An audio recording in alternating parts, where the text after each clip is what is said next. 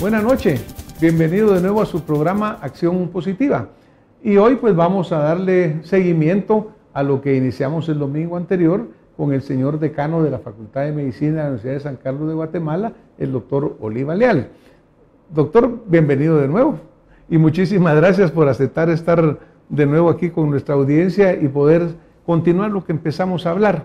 Tal vez para hacer un sumario de lo que vimos en el domingo anterior, pues hablamos un poco de la historia de la facultad, del tiempo de la colonia, de cómo se ha venido organizando, de dónde funciona actualmente.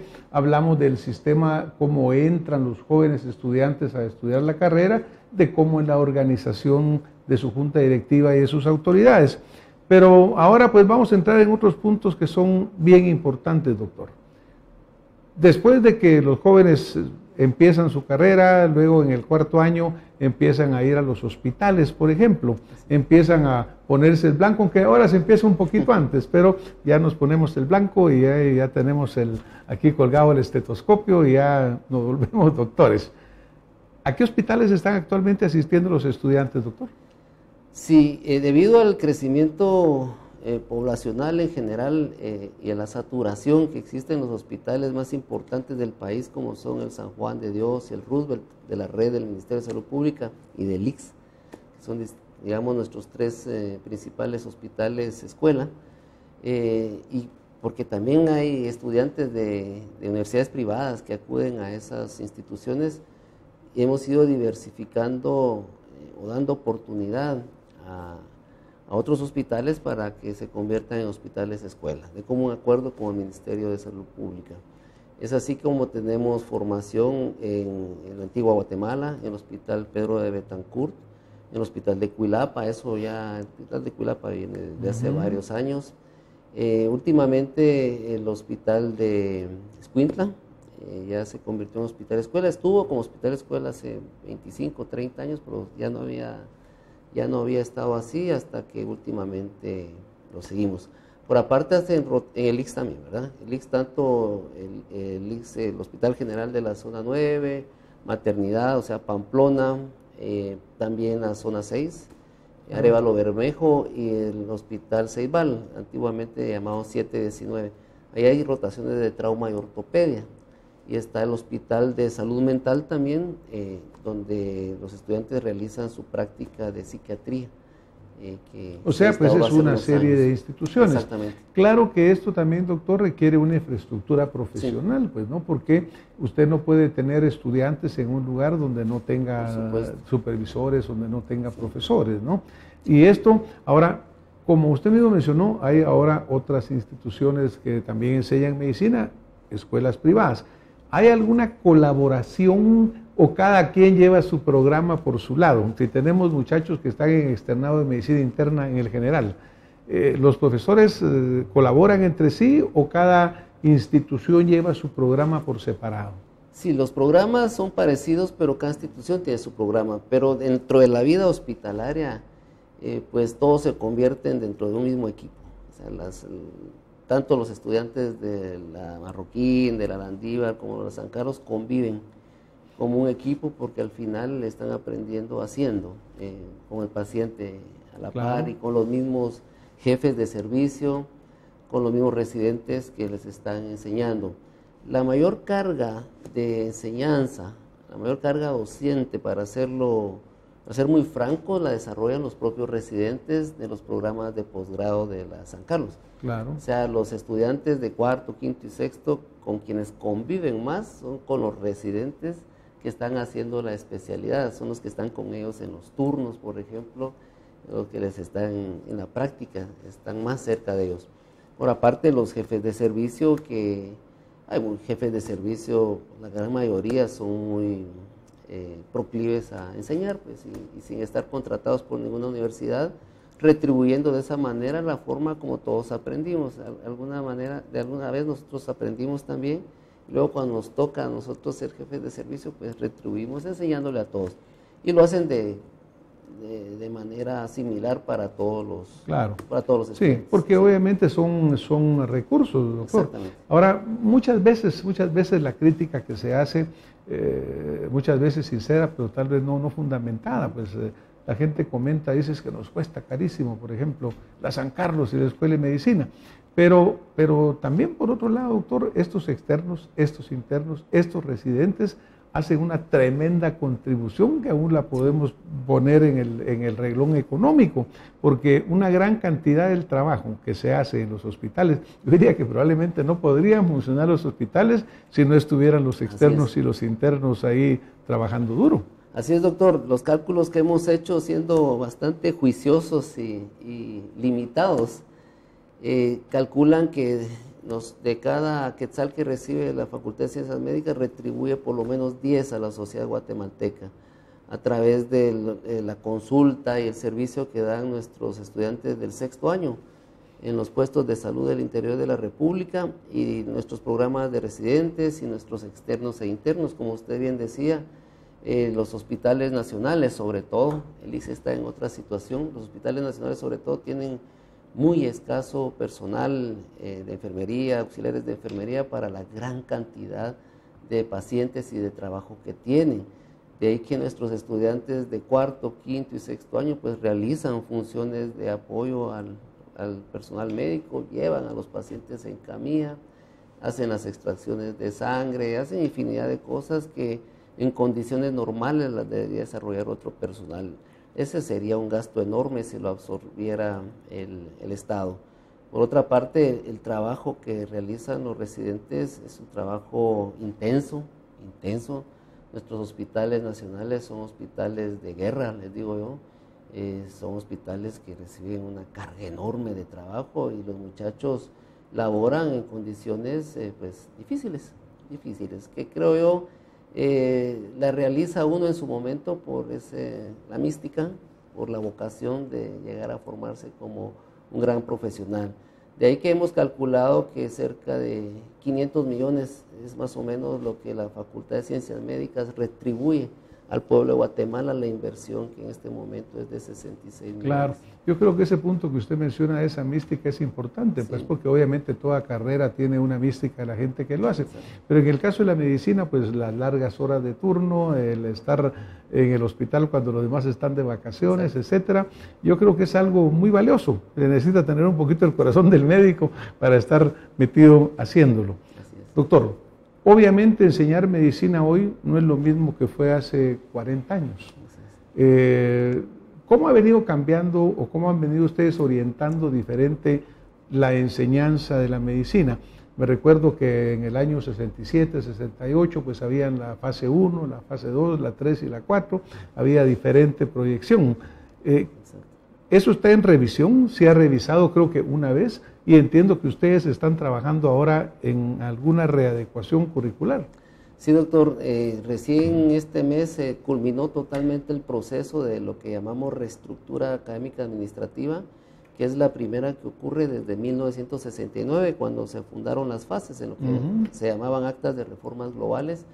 Esta estructura pues es para adecuar el funcionamiento de la facultad de acuerdo a las condiciones actuales de la enseñanza de la medicina. La estructura anterior pues nos fragmentaba mucho la enseñanza, no había un continuum en la enseñanza del primero al sexto año de las distintas áreas fundamentales de la carrera. Pues esta estructura es producto del trabajo de todos los sectores que componen la facultad, que primero se aprobaron las políticas de la Facultad de Ciencias Médicas que desde el 2000, que ya fundamentaban la necesidad de una estructura académico-administrativa.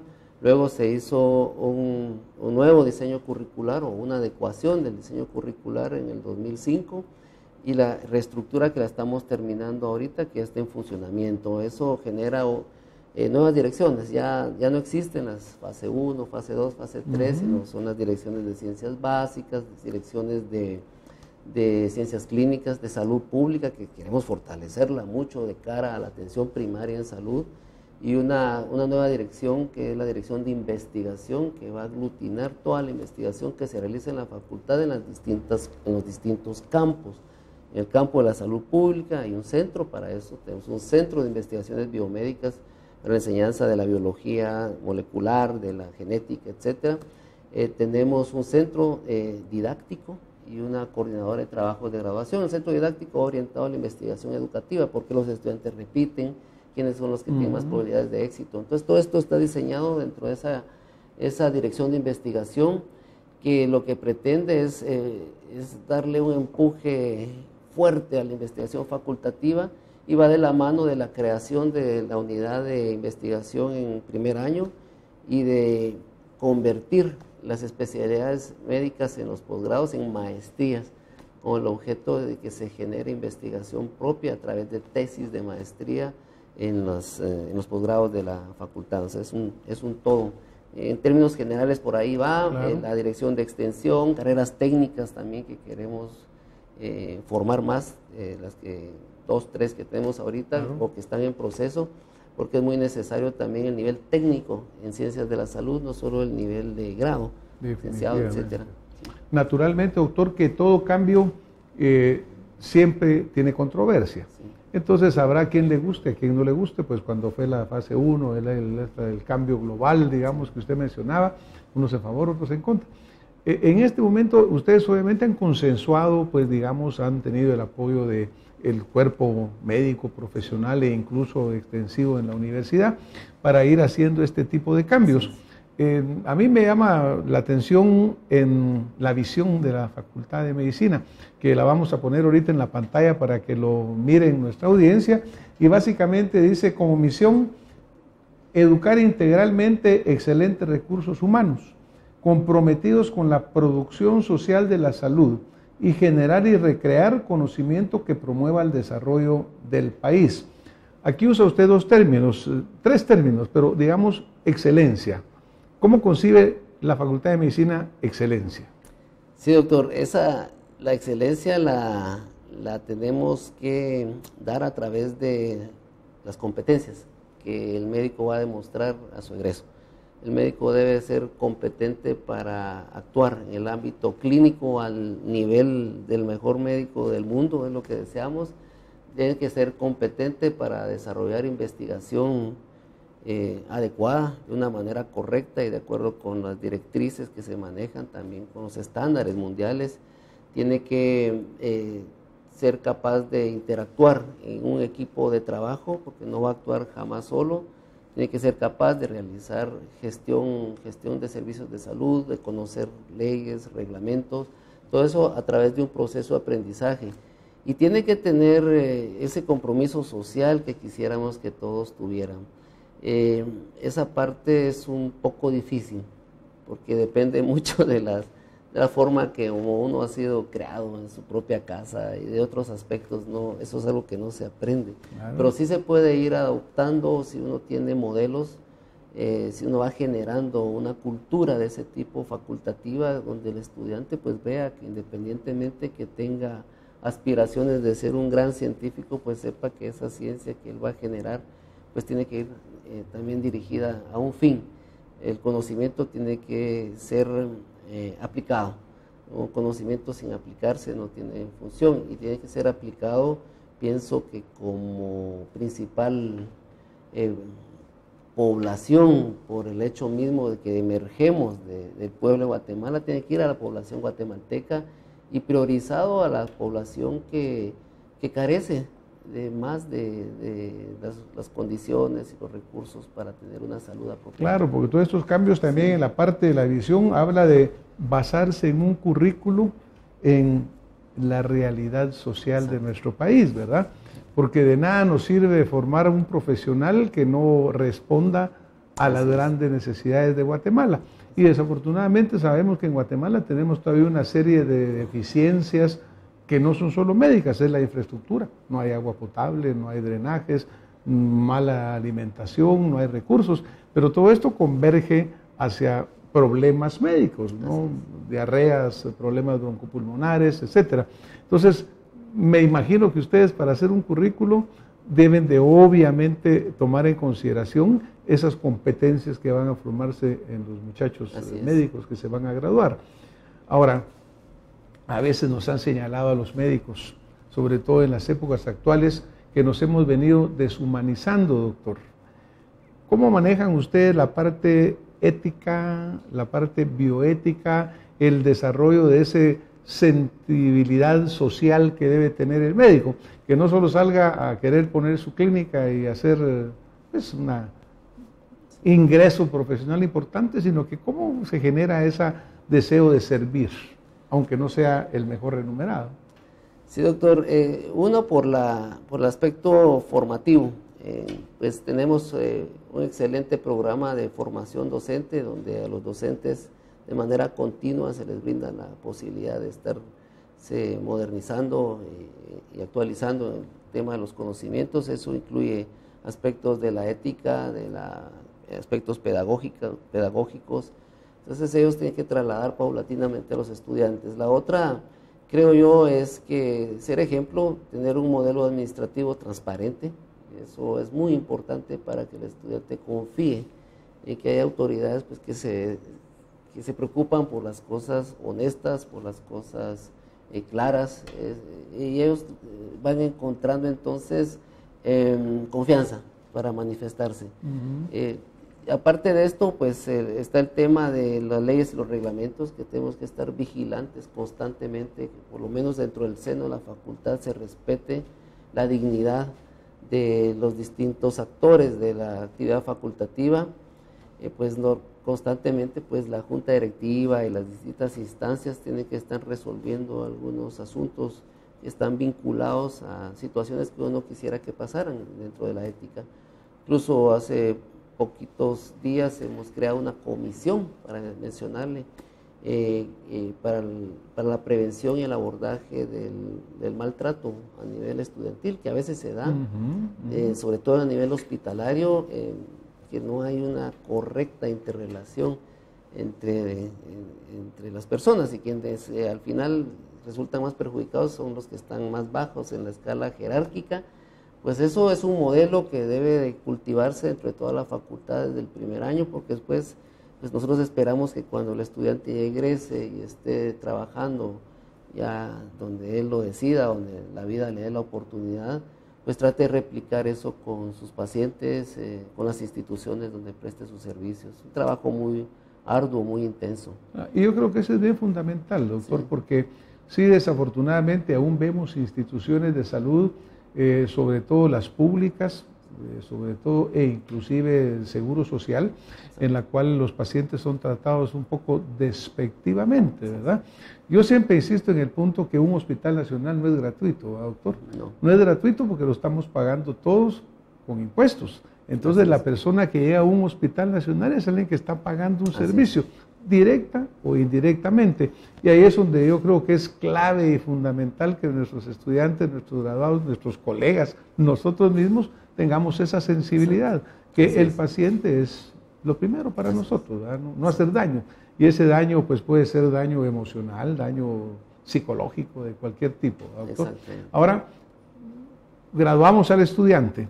¿Qué posibilidades de formación después de la graduación están dando? Programas de posgrado, usted mencionaba a nuestros residentes y diferentes hospitales.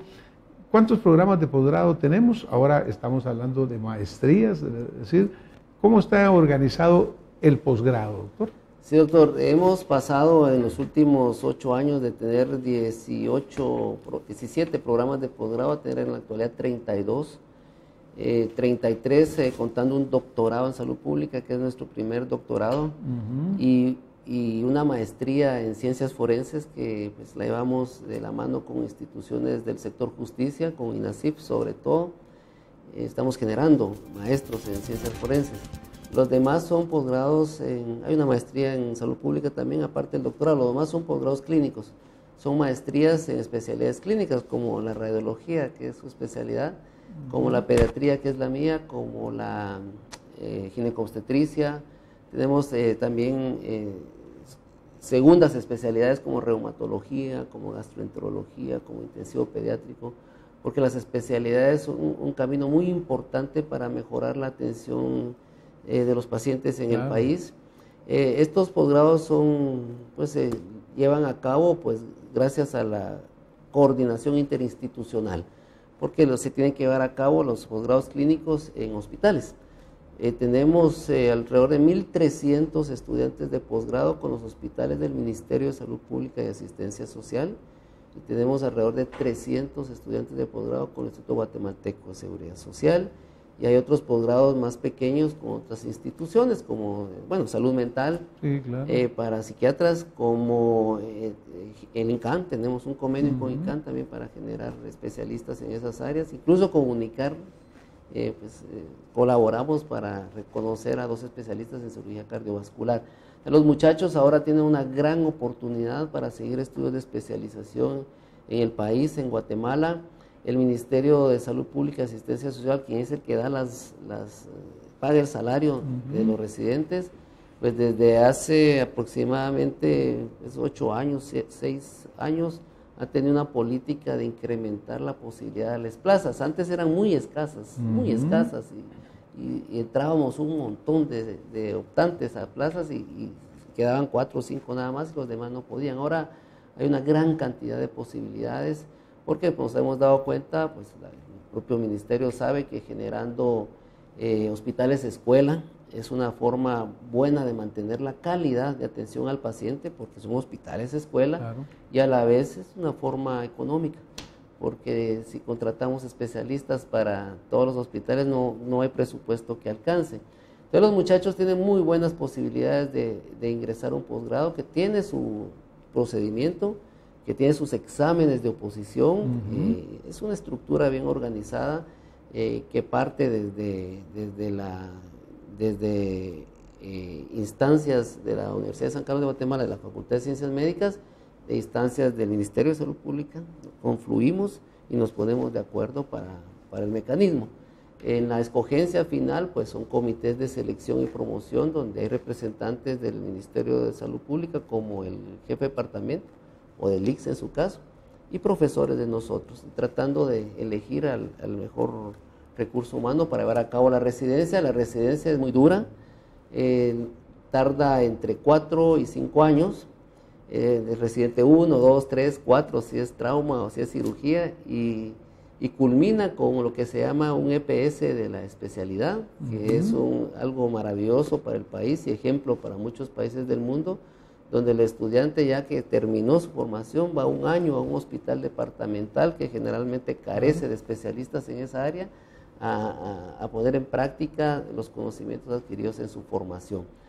La vida del residente es bastante intensa, son turnos cada 4 días de 36 horas, en algunos casos cada 3 días, como la cirugía del Roosevelt, y por circunstancias especiales, cuando la cantidad de pacientes es exagerada, internamente los mismos residentes pues deciden hacer turno más seguido.